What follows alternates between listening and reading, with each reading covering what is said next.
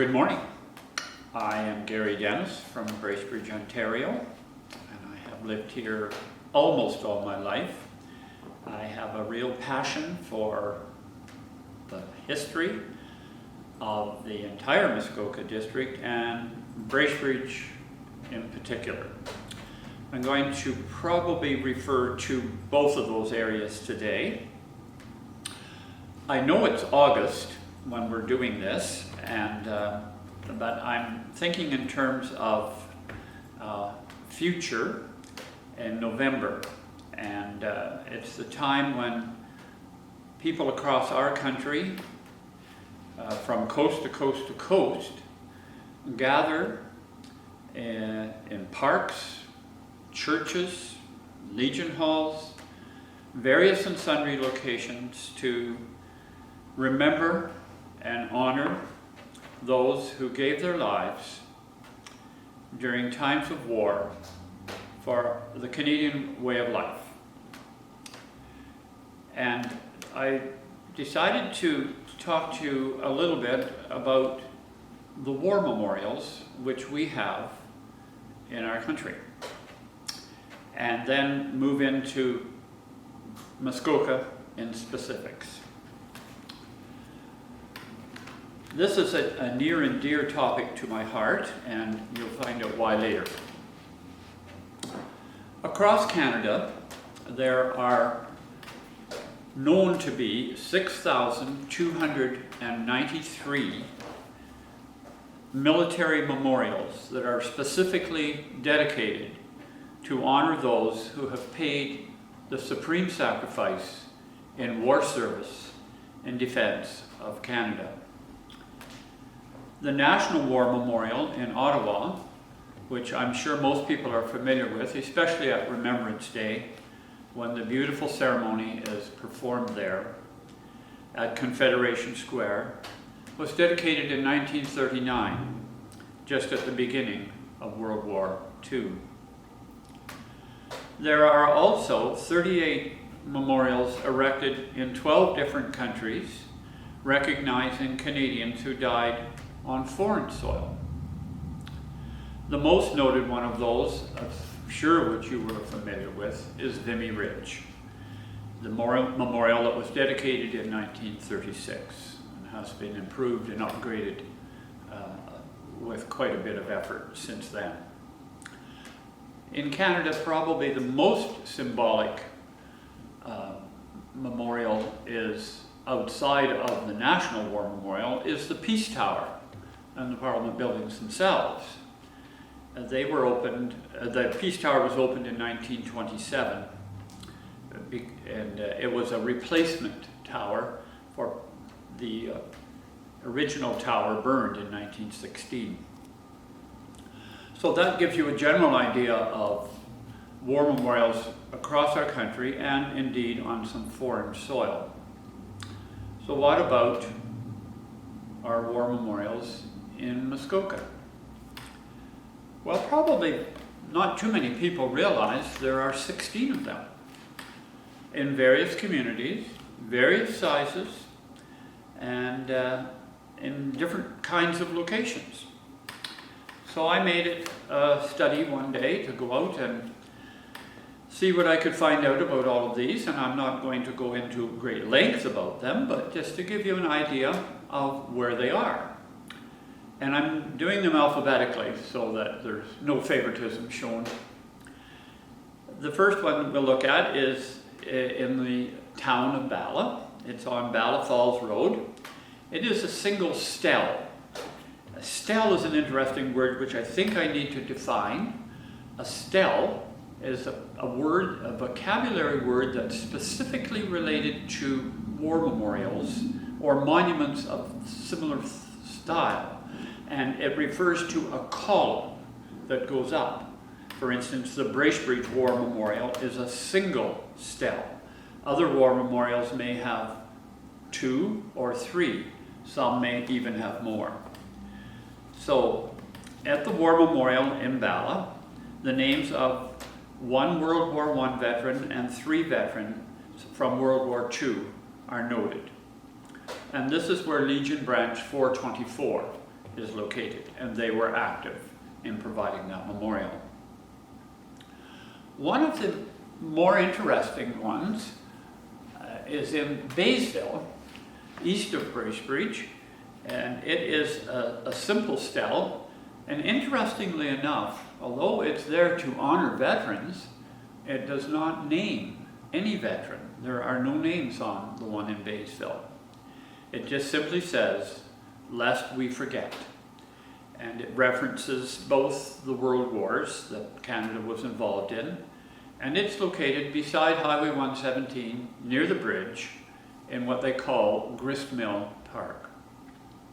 It has recently been upgraded and is in a beautiful setting and is well worth your time and effort to go and visit. Bracebridge has a long history of recognizing veterans in our community. The most notable part of our recognition is found in what we call Memorial Park. Memorial Park was indeed created as a war remembrance area, and it was set out there in remembrance of two young men who left Bracebridge to fight in the Boer War in South Africa, their names being Fred Wasdell and James Findlay. And they gave their lives. They sacrificed their lives in the Boer War. Only 2 people went from Bracebridge and 2 people died who lived in Bracebridge. So there was 100% participation and also death. At the end of the park, which has in recent years been restored and made to look very beautiful, and it does particularly look that way right now with the beautiful red geraniums around it and the water coming down on the fountain. That fountain is very historical. It was also located in the park originally and moved out for a couple of other reasons, but there was a move to bring it back, and it is there. And that fountain was paid for by children from Bracebridge Public School who held a concert and charged admission, and they raised the money for that. Then that was back just after around 1900 where all that took place. Then the next memorial that came into Bracebridge was a bit of a controversy. World War I had gone on from 1914 to 1918, and there was no strong move to provide a memorial for that, which was happening in many other communities. At first, they decided that maybe they would do the band shell as a memorial to the soldiers who died in World War I. But that didn't meet with wholehearted approval.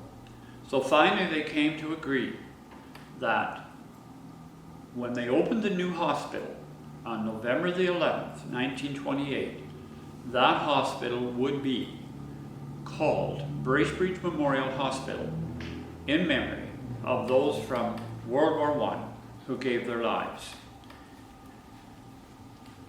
Then we went along for many, many more years, and there was no significant memorial. And what happened every year at Remembrance Day time was all the veterans and interested individuals would gather in the park over here and march over to the hospital. Because inside the hospital, in the old hospital and in today's hospital, if you go in the front, not the emergency room door, but the front, what I would call the front door of the hospital, if you just walk in there and look to your right-hand side, you will see the plaque that was created to honor the veterans of World War I. And so that was put there on November the 11th, 1928, and the Bracebridge Memorial Hospital has since retained that name, and that still didn't provide a war memorial anywhere in Bracebridge. So it was the Legion who decided, with the community's help, that they would donate a war memorial, which is in our park, surrounded by a lovely fence. And that was put there by the Royal Canadian Legion, and it honors veterans of the Boer War, World War I, World War II, and Korea. And since that has been established by the Legion in 2011, if you go to the War Memorial in the park, you will see 6 cornerstone posts. And inscribed on those are not the names of those who passed away, but all the names of all the local veterans. And there are some 679 of them, if you count them.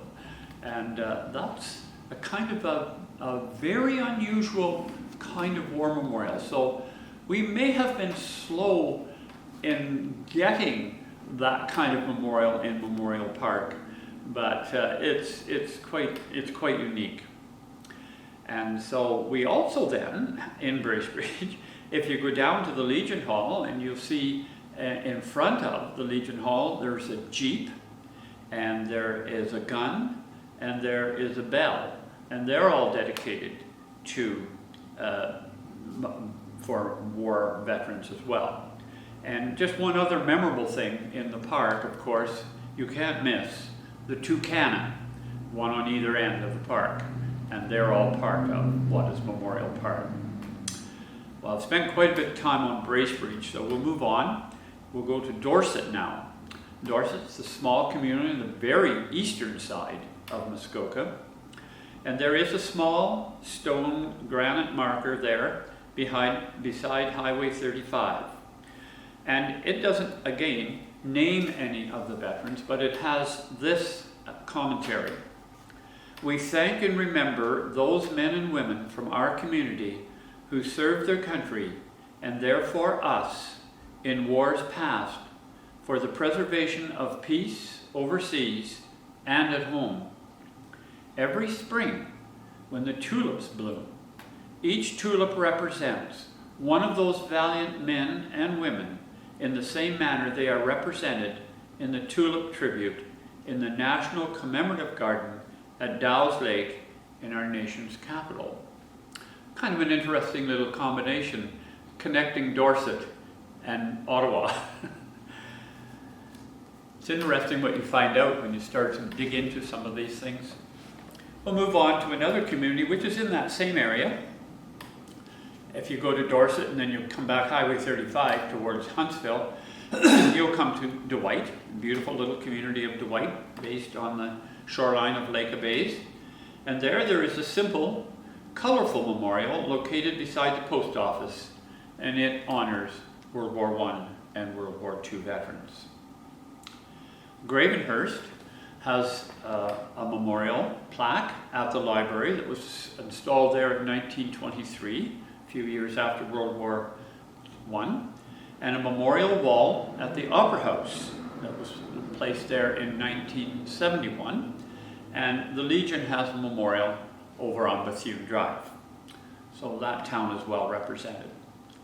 Huntsville, in a similar vein to Bracebridge, their hospital, which was established in 1949 as a Red Cross hospital, was also named the Huntsville Memorial Hospital, now called Huntsville and District Memorial Hospital, and it was named as a memorial in honor of World War I veterans. But over at the Legion Hall, there is a granite stele that is in 3 sections, and it is a memorial to the warriors of the past. There are 2 very unique war memorials in Muskoka that are related to the Royal Norwegian Air Force. And the reason the Royal Norwegian Air Force ever had anything to do with Muskoka was when Norway was invaded by the German nation in the beginning of World War II. They had to evacuate the royal family and administration, And so they came to England, and then they wanted to establish on a more sound basis the Royal Norwegian Air Force. But they didn't want to be that close to the war theater, of course, so they decided to come to Canada. Canada opened their arms and welcomed them, and that original Royal Norwegian Air Force base was called Little Norway, and the airport was what we now call the Billy Bishop Airport on Toronto Island, and the barracks and all the things that were needed for housing all the Air Force personnel and their administration was on land, and is now called Little Norway Memorial Park. But they came then because they thought that that was a little too strategic a place to have an airport that could be easily attacked. So then they decided they would come up to what they called the Ray Airport. And it was an airport that had been established by the Canadian government. And so the Royal Norwegian Air Force moved in there. And that was called, as well, Little Norway. And if you go there, you will see that there is a museum and a war memorial in honor of those, of that whole particular aspect of service that we provided through our Canadian government in the war service. But besides that, there was another area. When the Norwegians were located in Toronto, the administration was a little bit concerned, well, actually quite a bit concerned, that the young men of the Royal Norwegian Air Force were finding life in the city was maybe a little bit fast. So they would be going downtown and maybe just getting into some situations that the administration didn't think was maybe a good idea. So they decided that they would establish a recreational camp, and they did that way north of Huntsville, way back in the bush. And there had been a gentleman who had a resort up there called Limberlost, and he had built some buildings and such to for camping and skiing and skating on the lake.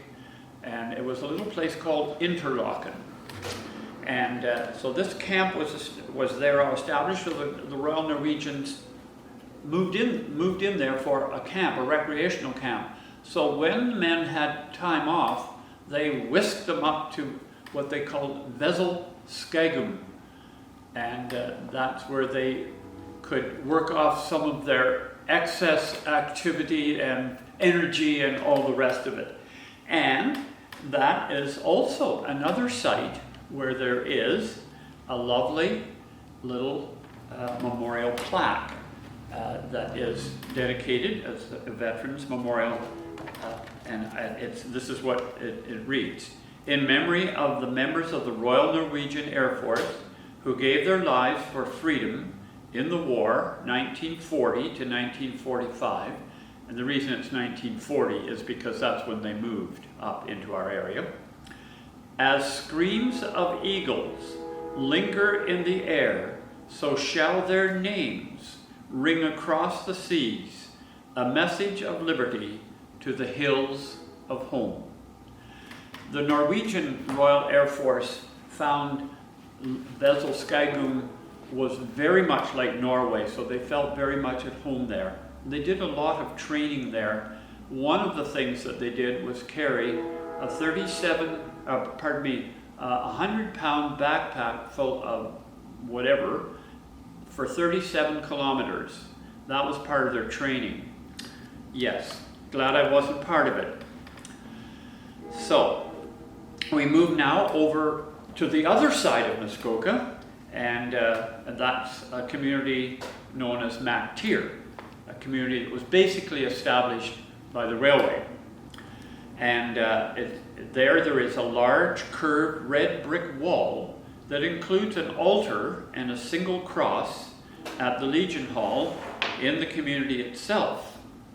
But out in the outskirts of Mactier, over near the highway, there is what they call the Union Cemetery, and there is a beautiful monument there. And as far as I know, it's the only one in the district that has a biblical quote. And it says, "Greater love hath no man than this, that a man lay down his life for his friends," which I think is very appropriate when you consider what was going on during the war. The newest memorial plaque towards veterans was established in 2002 in the little community of Manette, which of course is well known for its resorts and all of those kinds of things. And it includes an even greater and broader aspect of Canadians from Muskoka who fought in any war. And it goes back to the Northwest Rebellion of 1885, which is quite unique. That's the only one in Muskoka that I'm aware of that does that. They also recognize the Boer War, 1899 to 1901, and of course both World Wars. Cecil and Ernest Manette, who fought in the Boer War, were captured as prisoners of war, along with one other person that most people have heard of. His name, Winston Churchill. So that was kind of a little unique thing about Muskoka's history as well. Well, we moved down the road to Port Carling, the hub of Muskoka Lakes. And in Port Carling, just as a little aside, there is a memorial plaque that was put there by the Ontario government by Premier Leslie Frost. It was the first historical plaque. They're blue with gold lettering on them. They're all over Ontario, but that was the very first one in all of Ontario was established in Port Carling. And they have a cenotaph at their Memorial Community Centre, which is just across the road from the Legion, and that was done in 2001. The next community I'm going to mention isn't in Muskoka, but it's close to Muskoka and has very close ties to Muskoka, and that's the community of Rosso, which is just outside of Watt Township and Skeleton Lake, or not Skeleton Lake, but Lake Rosso. And so that was a lot of men went from Rosso, and so they in 1923 built a memorial hall. It's still there. It's a beautiful building, and it has name plaques on the exterior front wall. And as I said, it's not in Muskoka, but it is there because men from Cardwell and Watt also would have been part of that community. We have 4 more to go. The next one is in Van Counen.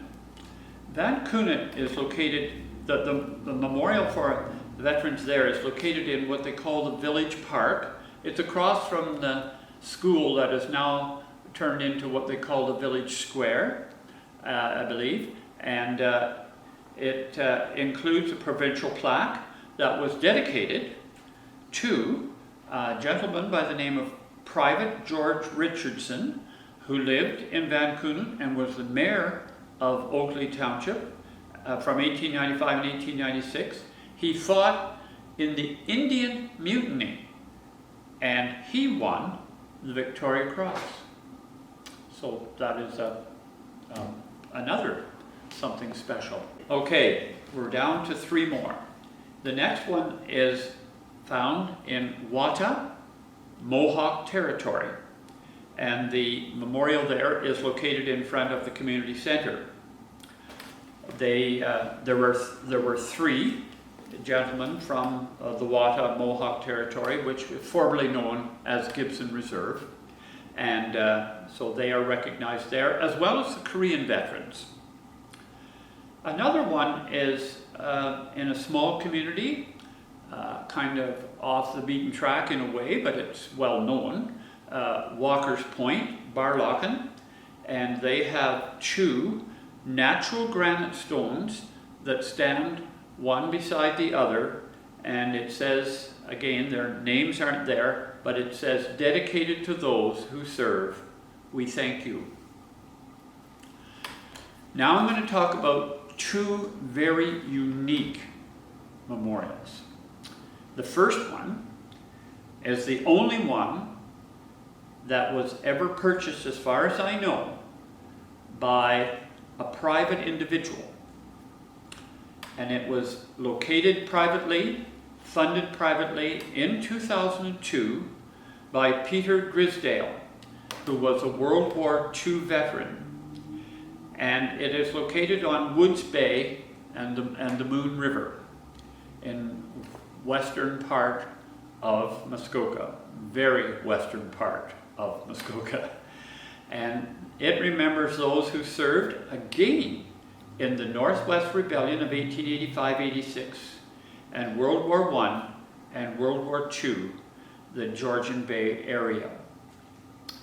And the last one I'm going to talk about is one that is a memorial that is in the process of being prepared now. This memorial is very dear to my heart. I happen to be the site manager of Langford Cemetery, just outside of Bracebridge, and there are a great number of veterans interred in that particular cemetery. In fact, there are 13. It was many years ago, and I was listening to the CBC radio one morning, and a gentleman came on and gave a report from Parliament Hill, and he gave us a report and a shocking statistic. He said, we do a wonderful job of remembering our veterans who passed away, and we honor them with our cenotaphs, our memorials, our plaques. And he said, and it should be that way, that's what it should be. He said, what is kind of sad is that thousands of veterans from all wars returned home. Of course, they grew old, they passed away, and were interred in cemeteries somewhere. And then he passed this shocking fact. He said, as far as I know from my research, there are 30,000 veterans buried in Canada in what we would call unmarked and undetermined graves. 30,000 people who went overseas, fought for our country, or fought for a country here in the War of 1812, or whatever. These people are buried in cemeteries throughout our land, but we don't know where they are, and almost all the people who may have had any recollection just have no idea. So he said, if you ever have anything to do with a cemetery, see if you can make it your business to find out where these veterans are. Well, that was a challenge I couldn't turn down. So I made it my business to do that for this Langford Cemetery. I knew of 3 veterans who were buried there because my dad had told me, and he had made arrangements to have one of the graves recognized through the Legion. They will put a monument on a veteran's grave for free. That's a program that not a lot of people know about. So anyway, that was fine. There were 3. So I started to do research, and I did the research in this room, in that corner over there on a machine, went through the files, the microfiche files, fiche files, and I found 10 more veterans in our little cemetery. So I now have them all marked. They are all marked with appropriate monuments, and there are 13 in there. Well, I thought that was a fairly high number for a little rural cemetery. Now, our little cemetery happens to be a private cemetery. We look after it ourselves with a cemetery board. Well, we had a meeting a year and a half ago, and I mentioned something that it would be nice to recognize the veterans by just having a simple monument or a plaque or something. Well, we talked about it. It was an open meeting. All the people were there, and they came up with an idea that they would like to not only recognize the 13 veterans on a stele, but they would also like to recognize the one person from our area that died overseas, and they would like to have him recognized. And then someone else spoke up and said, but there were a lot of men who were born and raised in Macaulay, went overseas and fought, but they're not buried here, they're buried somewhere else. I think we should recognize them. So that's quite the project you all of a sudden got on for this little cemetery, and we run our own. So anyway, I'll just show you this. I think it will be done a little differently later, but anyway, this is the rough draft. You'll notice there are 3 steles. This is the one over here that recognizes Alan Doley, who was killed just a very short time before the war ended. This recognizes the 13 veterans, and this recognizes the people who were born and raised in Macaulay and are buried somewhere else. It's quite a project. It's costing us $10,000, and we have raised the money. It's just an amazing little project. So this is going to be the 17th War Memorial recognition point in the District of Muskoka. So I think with that, I will finish off. So thank you very much for your time and attention. And if you ever have a desire to go out and do Veterans Memorial hunting, well, there you go. Now you've got a guide. Thank you.